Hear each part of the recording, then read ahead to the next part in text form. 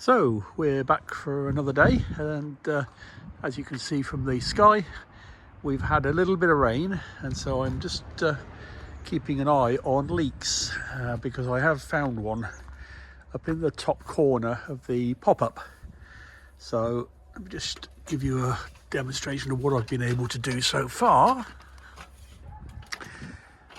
And that is, we've started to paint the roof. This is called Bostik Water Stop, and it's a elastomeric type paint, quite thick, painted on, leave it to set for a few hours. This is waiting for a second coat because I needed some more for here, but as you can see on the other side there, that is still covered in rainwater.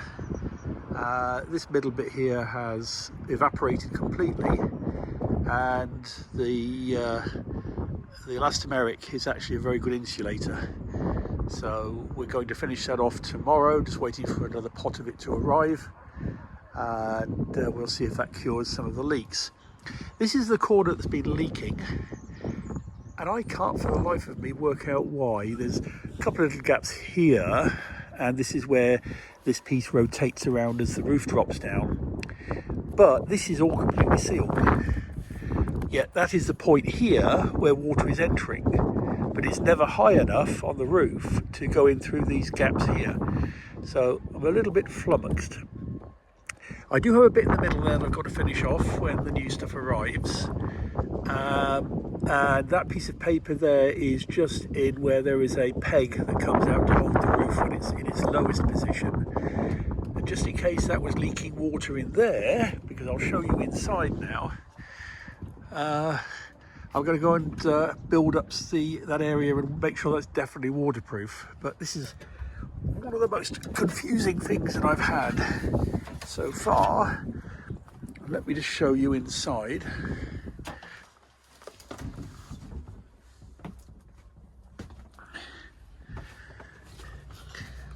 And this is the area where it's been leaking, and I've cut away some of the wood in the corner there because that was quite wet. And I've just started resealing this with a little bit of Sikaflex. I'm going to fill that out, and it does seem to have stopped it so far.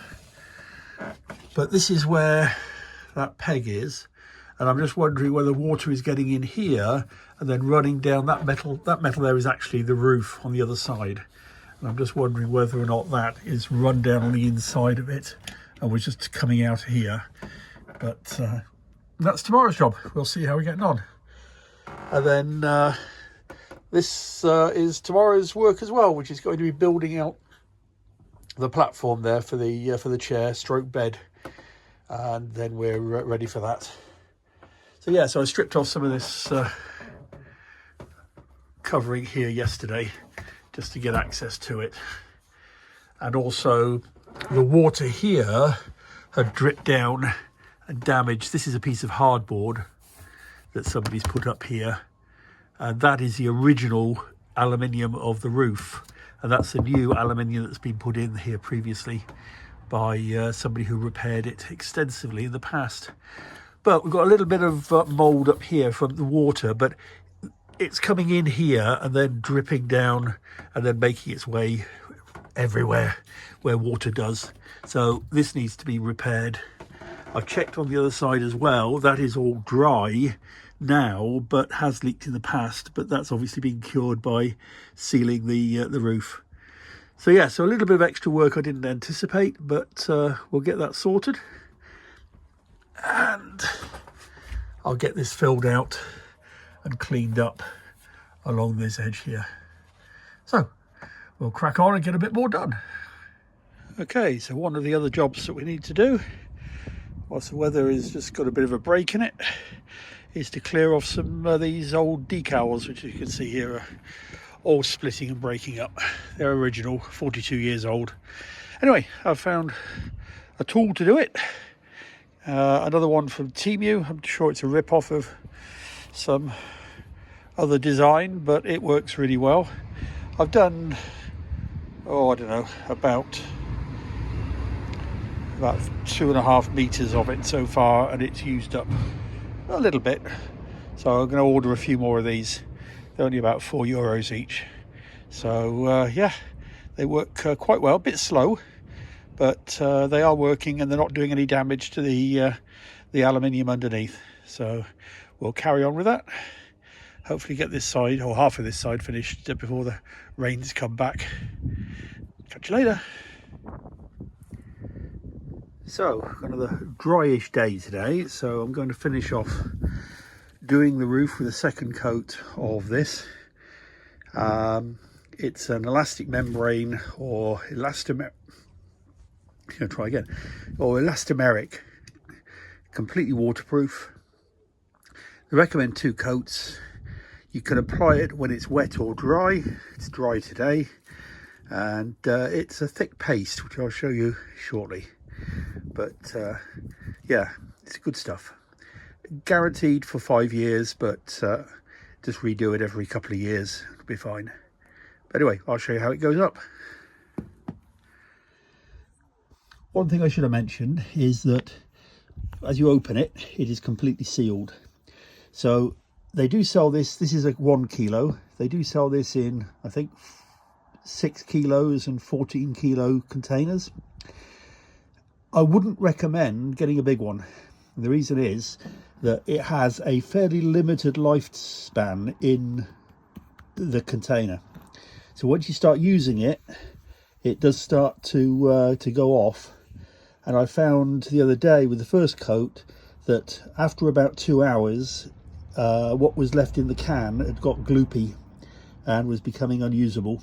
So just buy it in small containers, use what you need.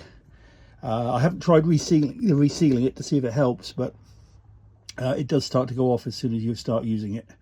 So just buy the size that will fit the job that you've got in hand.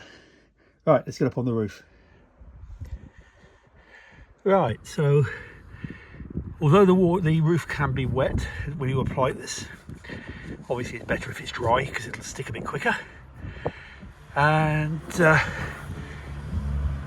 as you can see, it is thick. So it's just a case of getting a decent brush. Mine's 2 inches. I wouldn't go any bigger than 2 inches. And then it's a case of spreading it on. You don't want to go too thin. It's going to form a plastic film or elastic film. So just a case of getting it on. It does self-level to a certain extent, so you don't need to worry too much about brush marks or anything like that. But just a case of making sure that everything's covered. And to say, this is a second coat over here, so it's just a case of smoothing it on and letting it dry. Right, I'm going to crack on, get this job done. I'll be back to show you the finished results. Okay, so there's the roof done.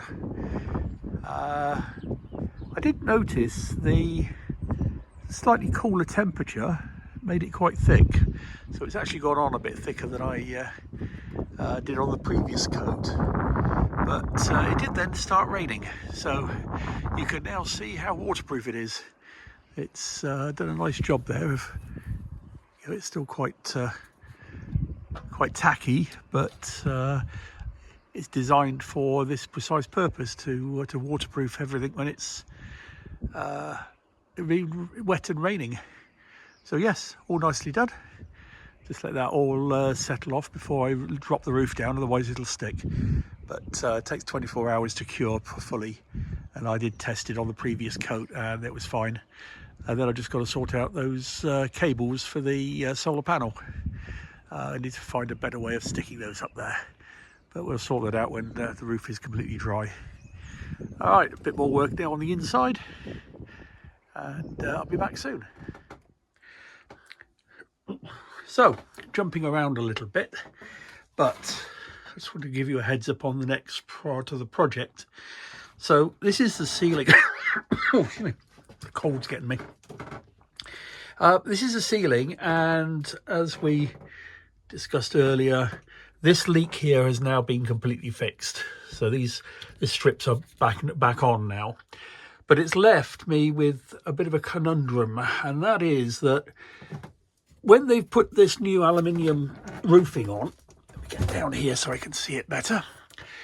They've used a piece of hardboard behind it, and where it's had a little bit of a leak, it's bowed, and it doesn't provide any insulation. So I was thinking of getting some sheets of polystyrene, but that's not going to compress very easily in the middle where the bowed parts are. So what I'm going to do is experiment in that. I have some nice sheets of 3mm ply that I used when I was laser cutting, and I've got them left over, which are just the right size to fit up here. And what I'm thinking of is putting some more battening along the top so that it's spaced for these sheets of ply, because these are only 40 centimetre wide. But then, once those boards were in place, using the expanding foam. So the idea is that I will put these up in place, drill a hole at the front, drill a hole at the back, and then fill them with the expanding foam to the point where it starts to come out the second hole. That's the theory.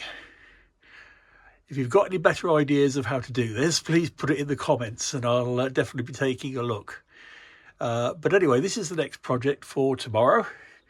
I'm just waiting to get my compressor up and running so that I can use my brad nailer to put some more of these supports in the right place.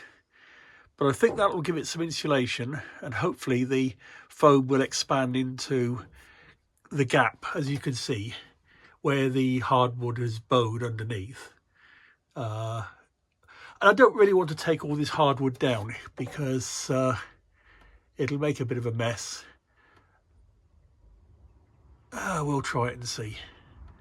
And then I've got some edging to go on this front edge, and then we can paint these and then put some sort of covering on them, which may well be the four-way stretchable carpet that is often used on a lot of the van conversions, because I did see some of that the other day that I thought might be quite useful. Right, anyway, that's the project for tomorrow.